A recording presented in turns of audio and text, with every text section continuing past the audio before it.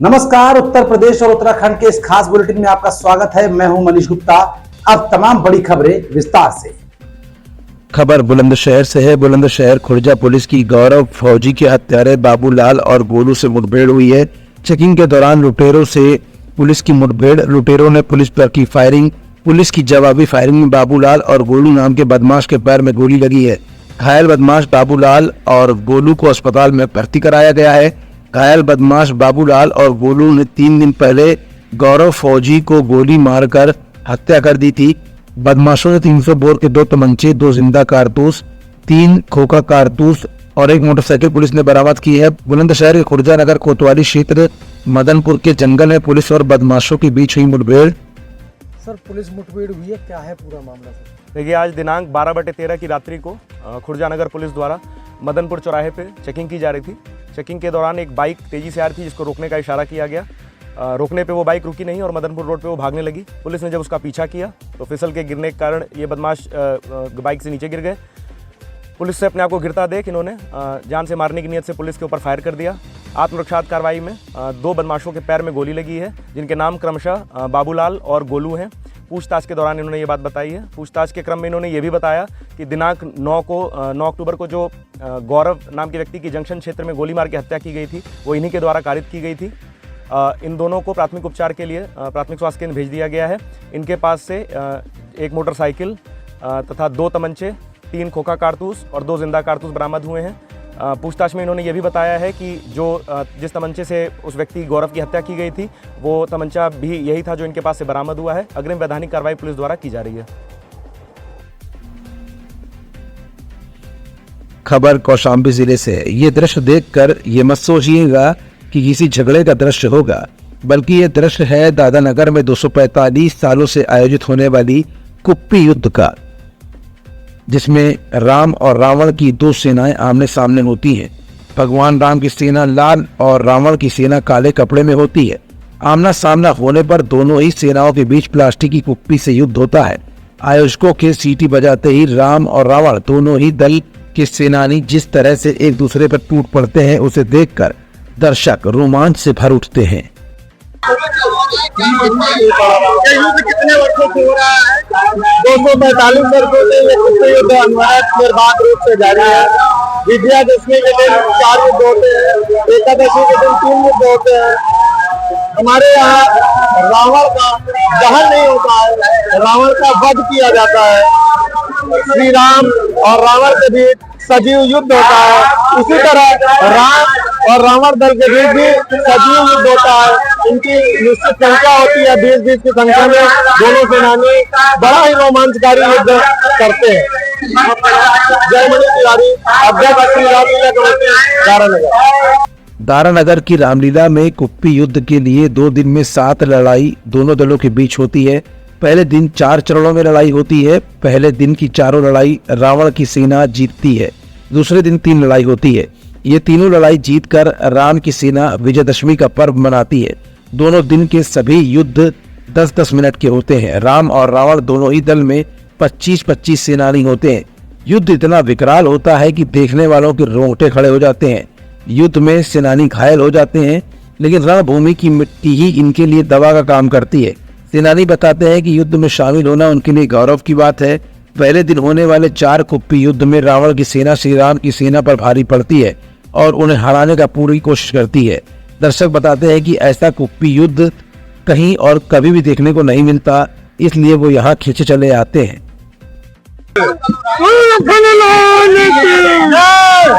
जो राम और रावण में कुप्पी युद्ध होता है, क्या क्या आपको अच्छा लगता है? क्या चीजें यहाँ के अच्छी लगती है आपको? यहाँ पर यही हमको अच्छा लगता है कि सदैव जो सुनते चले आ रहे हैं कि असत्य पर सत्य की जीत होती है, जो कि 245 वर्षों से रामलीला महोत्सव मनाते हम लोग चले आ रहे हैं और बुराई पर अच्छाई की जीत की तर्ज पर यह कुप्पी युद्ध मनाया जाता है और देश को यह संदेश दिया जाता है कि किस प्रकार से असत्य पर सत्य की जीत होती है। उसी की तर्ज पर यह युद्ध राम और रावण सेना के बीच बताया जाता है। आपका नाम?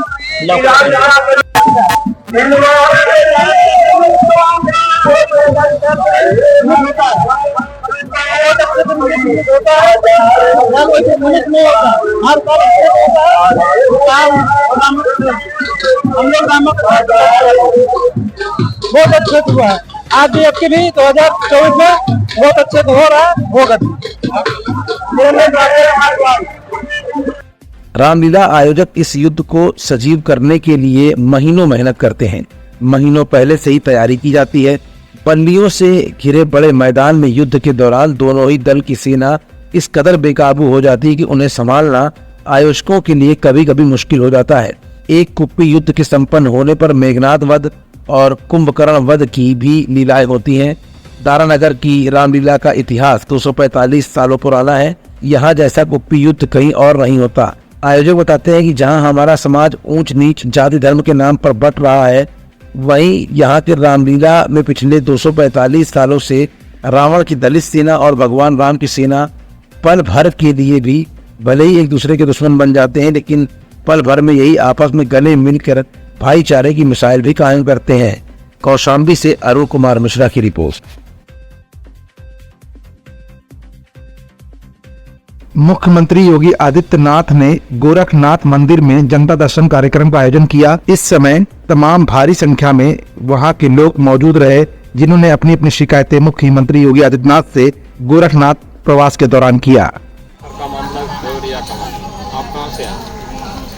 क्या हो गया है?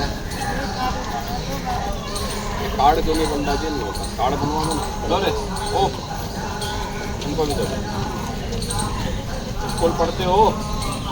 स्कूल पढ़ा है? स्कूल पढ़ो, स्कूल पढ़ो। कहाँ से हैं? क्या मामला? एक ही मामला है, सबके अलग अलग है।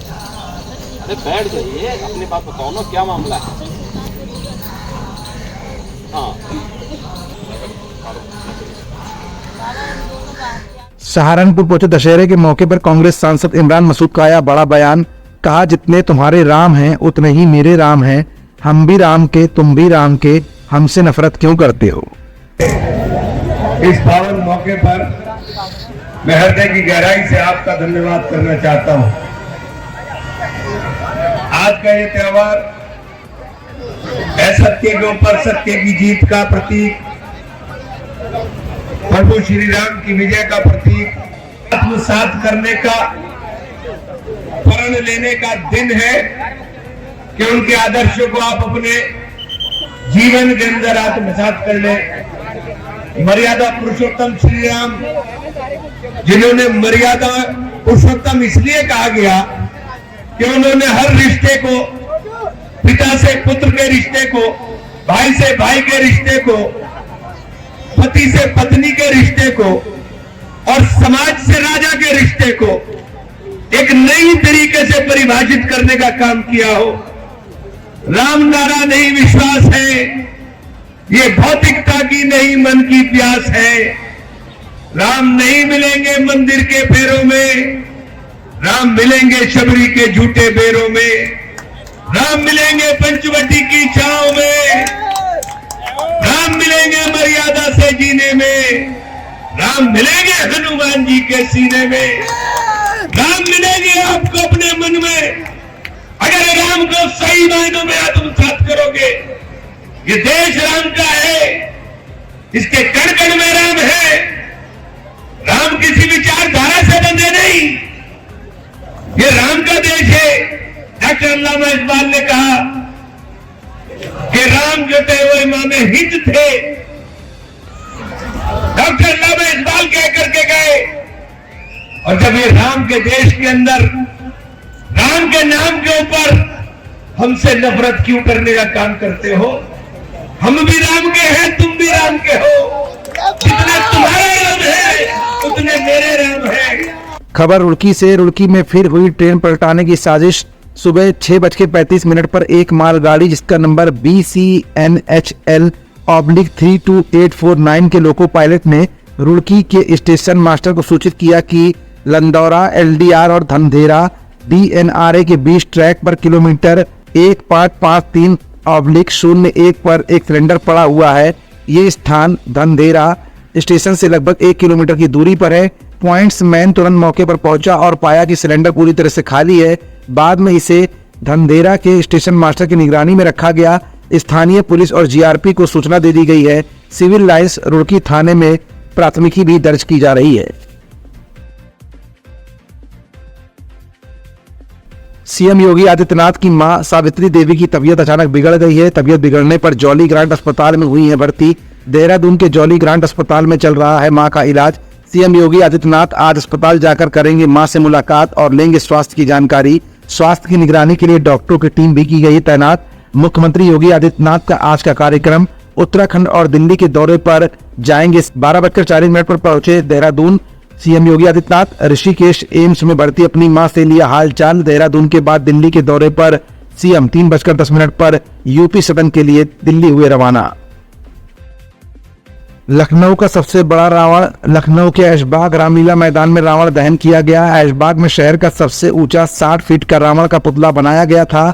रामदेवरा समिति के बाहर दशहरा मेला और रावण दहन देखने के लिए लाखों लोगों की भीड़ मौजूद रही।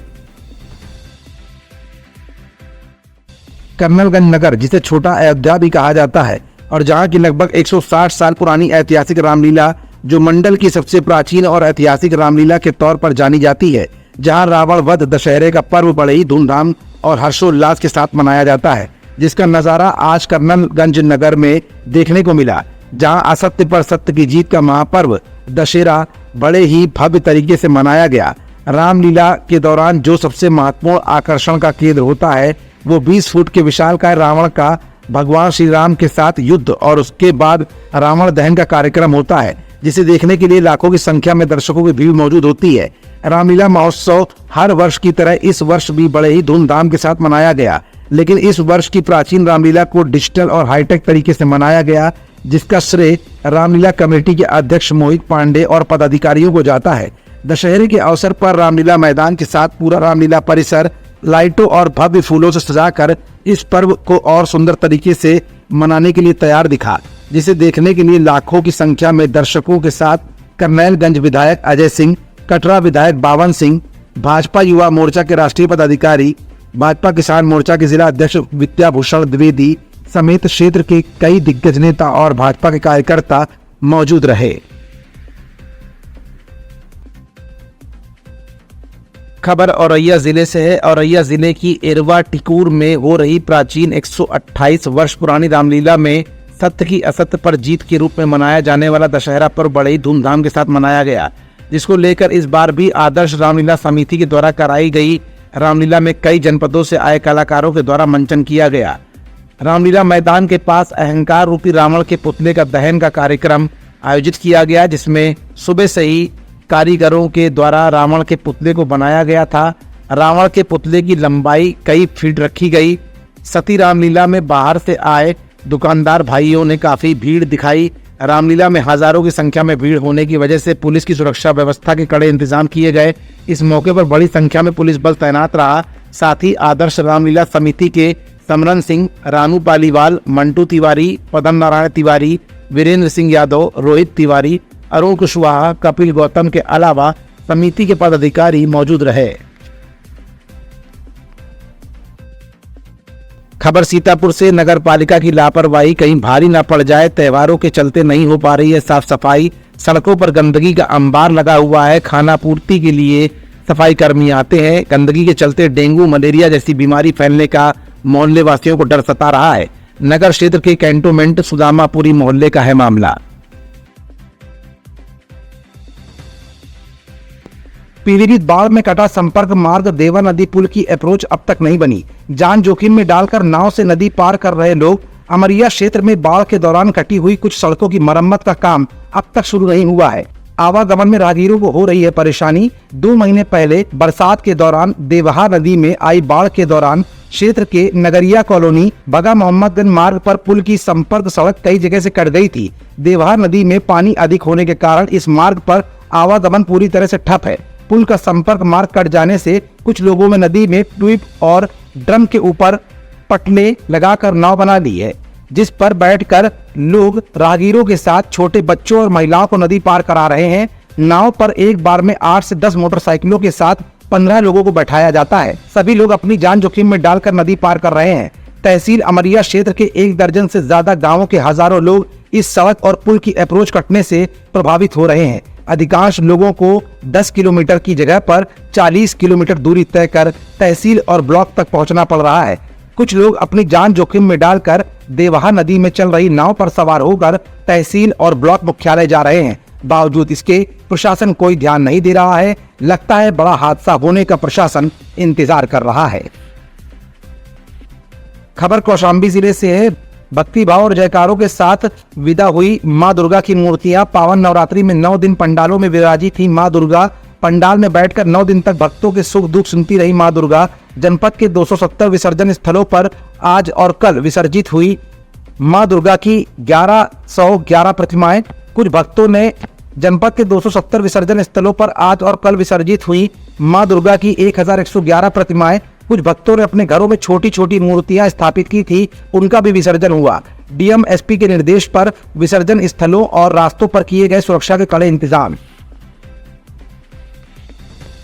खबर हरदोई से है, जहां पर क्षत्रिय महासभा के कार्यक्रम में हरदोई पहुंचे ब्रजभूषण शरण सिंह। विजयदशमी के दौरान शस्त्र पूजन कार्यक्रम में शामिल हुए ब्रजभूषण शरण सिंह। क्षत्रियों को संबोधित करते हुए ब्रजभूषण शरण सिंह ने कहा कि हमें एक होने की जरूरत है। ढोल, गवार, शूद्र, पशु, नारी और चौपाई का उदाहरण देते हुए इस संदर्भ की व्याख्या ब्रजभूषण शरण सिंह ने की है।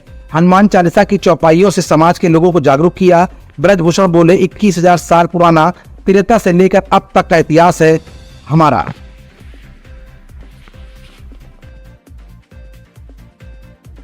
केवल शस्त्र पूजन का कार्यक्रम ही इसको ना माना जाए, इसको चिंतन मनन का ही कार्यक्रम माना जाए। इस कार्यक्रम से कुछ संदेश जाना चाहिए, विशेष करके हमारे युवा पीढ़ी को कुछ संदेश जाना चाहिए। भाइयों, हम कौन थे, क्या हो गए, थोड़ा शांति बनाइए। आप नीचे आइए, नीचे जाइए, नीचे चलिए। हम कौन थे, क्या हो गए और क्या होंगे अभी। हम कौन थे, क्या हो गए, तेज पर प्रोटेस्ट कर लगे तो, और क्या होंगे अभी। आओ मिलकर विचारे ये समस्याएं सभी। यद्यपि हमें इतिहास अपना प्राप्त पूरा है नहीं, फिर भी हम कौन थे ये भी अधूरा है। फिर भी हम कौन थे तो भी अधूरा है।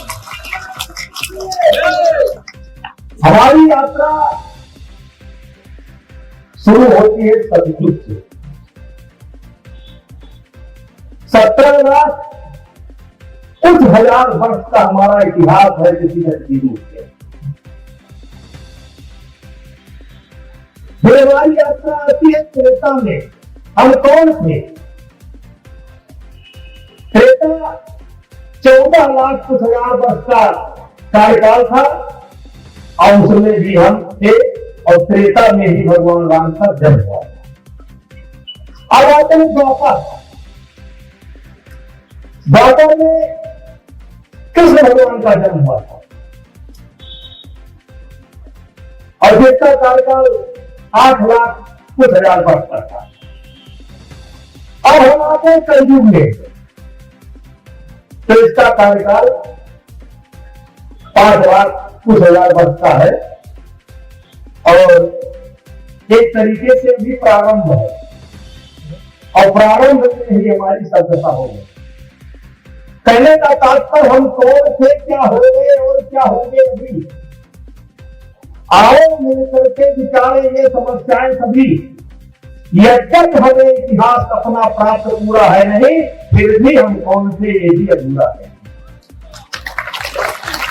मेरे भाइयों, एक शेर में कभी कभी बोलता हूं कि जिंदगी भर तो हुई गुफ्तगू गैरों से मगर हर आदमी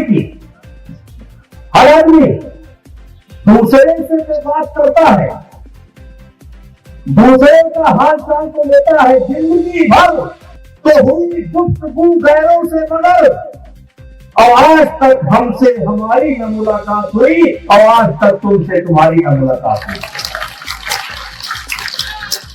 तो विषय यहां पर यह होता है कि सबसे पहले हमें अपने आप से मुलाकात करनी चाहिए। हम कौन थे, क्या हो गए, इस पर विचार करना चाहिए। फिर क्यों हुए, इस पर भी विचार करना चाहिए।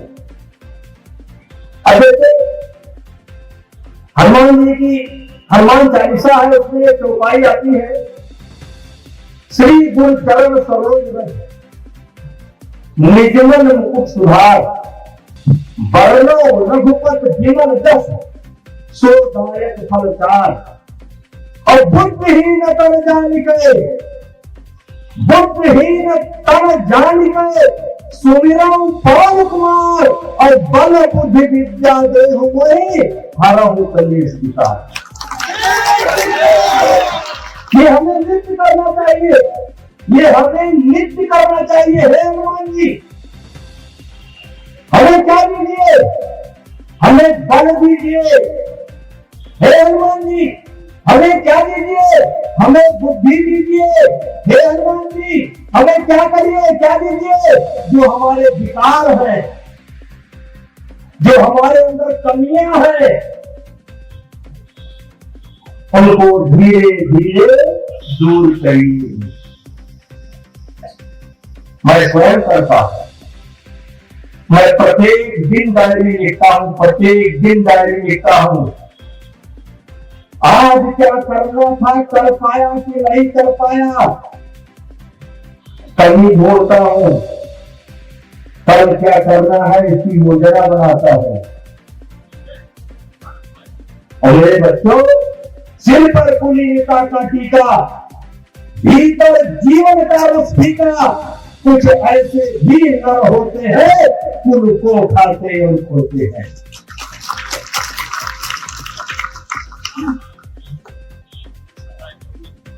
और इसलिए हमें अपनी कमी को दूर करना चाहिए। काशी विश्वनाथ मंदिर का अपना प्रसाद बिकने लगा। विजयदशमी पर पहला प्रसादम बाबा विश्वनाथ को चढ़ाया गया। फिर मंदिर परिसर में ही लगे स्टॉलों से बिक्री शुरू हुई, जिसकी खरीदारी खुद वाराणसी मंडलायुक्त कौशल राज शर्मा ने सबसे पहले की। खबर उत्तर प्रदेश के बलिया जिले से। सुखपुरा में स्थित सामुदायिक स्वास्थ्य केंद्र CHC के संचालन न होने से नाराज छात्र नेता अमित कुमार सिंह ने मुख्य चिकित्सा अधिकारी CMO बलिया विजयपति द्विवेदी का पुतला फूंका है। छात्र नेता ने बताया कि CSC सुखपुरा को CMO बलिया को ओवर करने के बाद भी अभी तक उसका संचालन नहीं हो सका है। छात्र नेता ने दशहरा के अवसर पर यह कदम उठाया जो बुराई पर अच्छाई की जीत का प्रतीक है। इसलिए छात्र नेता अमित सिंह का कहना है कि रावण रूपी CMO का पुतला दहन किया गया है। से अधिक गांव प्रभावित हैं। इसको लेके हम लोग लगातार धरना प्रदर्शन कर रहे हैं। इस विगत निमित्त कार्यक्रम में हम लोगों ने पिछले माह के सितंबर में 23 तारीख को जिला अधिकारी कार्यालय पे वृहद धरना प्रदर्शन भी किया था। और अपना खबर औरैया जिले से। औरैया जिले के बिधूना से जहां बीजेपी के पूर्व जिला उपाध्यक्ष अभय सेंगर के साथ बिधूना कोतवाली में तैनात सब इंस्पेक्टर विनोद कुमार ने की अभद्रता। जी हां, आपको बता दें कि बिधूना कस्बे के रहने वाले एक ही परिवार के देवर भाभी के बीच लड़ाई झगड़ा हो गया था, जिसकी सूचना पुलिस को मिली। मौके पर पहुंची पुलिस देवर को कोतवाली ले आई, जिसकी सूचना अभय सेंगर को लगी तो अभय सेंगर ने सब इंस्पेक्टर विनोद कुमार से कहा कि इन दोनों की राजीबाजी हो गई है, इन्हें थाने ले जाना गलत है। इतने में ही कोतवाली में तैनात सब इंस्पेक्टर विनोद कुमार अभय के साथ अभद्रता करने लगे। अभद्रता सूचना जैसे ही कार्यकर्ताओं को लगी, वैसे ही कार्यकर्ता बिधूना कोतवाली पहुंचकर सब इंस्पेक्टर विनोद कुमार के खिलाफ कार्रवाई करने की मांग करने लगे। कार्यकर्ताओं ने बताया कि उनके नेता अभय सेंगर दिन रात लोगों की मदद करते हैं। भाजपा नेता अभय सेंगर के समर्थकों ने कहा कि उनके साथ की गई अभद्रता बर्दाश्त बिल्कुल भी नहीं की जाएगी। अभय जी, कुछ लोगों के द्वारा आपके साथ में बैठ के थाने पे जो है कोई प्रदर्शन किया गया था, क्या रहा था, किस तरीके से रहा था? देखिए, एक सामने सूरजपुर के निवासी हैं औदरिया साहब, उनके 2 बेटे हैं। आपसी मामला था। रात 9:15 के आसपास मुझे उनके यहाँ से फ़ोन आता है कि हमारा विवाद आधे घंटे पहले हो गया था और उसमें अब हम सुलह चाहते हैं, अब हम कोई कार्रवाई नहीं चाहते हैं। तो पुलिस उसमें आई थी मेरे साथ मारपीट भी हुई और अब हम कोई कार्रवाई नहीं चाहते हैं। तो अब हम माने पुलिस हमें ज़बरदस्ती ले जा रही है, तो हमारा वहाँ पहुँचना हुआ। हम समझ रहे थे कि बात क्या है। इतने ही बीच में माने विनोद दरोगा जी आते हैं और उन्होंने उस लड़के को घर से खींचते हुए थाने ले जाने लगे। मैंने कहा दरोगा जी कि परिवार समझौता कर रहा है, अब आप परेशान नहीं होंगे, सूचना आपको दी गई, आप आए, लॉ एंड ऑर्डर आपकी व्यवस्था है, आप आए, अच्छा है, लेकिन अब ये समझौता कर रहे हैं, हमें मौका दो, हम इनका सुलह करा देंगे, अब आप परेशान नहीं होंगे। तो दरोगा जी ने माने उस लड़के को ज़बरदस्ती खींचते हुए और ऑन रोड 10-20 राहगीरों के बीच में और दूसरे हाथ से मेरे साथ अभद्र आचरण किया और उसको लेके मुझे थोड़ा ख़राब लगा और उसको वो थाने ले गए। इसके बाद हम भी थाने चले गए। मैंने अपने फ़ोन से केवल सीओ साहब को फ़ोन किया, इंस्पेक्टर साहब का फ़ोन लगा नहीं, हम थाने बैठ गए। सीओ साहब कुछ देर में आए, सीओ साहब ने मामले को संज्ञान लिया और इसके बाद उन्होंने अपने उच्चाधिकारियों को बताया। हमने भी अपने जिलाध्यक्ष जी और जिला प्रभारी जी व अन्य वरिष्ठ लोगों को, गुना में जो हमारी पार्टी के वरिष्ठ नेता हैं, पूर्व जिलाध्यक्ष हैं, अन्य लोग हैं, अन्य गुप्ता जी, सभी को बुलाया, फ़ोन पे उनको भी बताया। हम लोग बैठे शांतिप्रिय ढंग से थाने में बैठे और सिर्फ इस बात का कि अगर उस व्यक्ति को नहीं छोड़ना था, कार्रवाई करनी थी तो उसको करते। मेरे साथ अभद्र आचरण क्यों किया, इस बात को लेकर हम बैठे। जिस कार्यकर्ताओं को पता चलता गया वो आते गए। इस मामले में अपर साहब आए थे, अपर साहब ने कप्तान साहब से मेरी बात भी कराई है, उनकी जिलाध्यक्ष जी से भी बात हुई, उनकी बातचीत से हम संतुष्ट हैं। उन्होंने कहा है कि हम उनको तत्काल लाइन हाजिर कर रहे हैं और आगे जांच का अपर साहब से कराते हुए इनके खिलाफ विभागीय कार्रवाई करेंगे। हम इससे संतुष्ट हैं। इस बुलेटिन में फिलहाल इतना ही। हाजिर होंगे कुछ और बड़ी खबरों के साथ अगले बुलेटिन।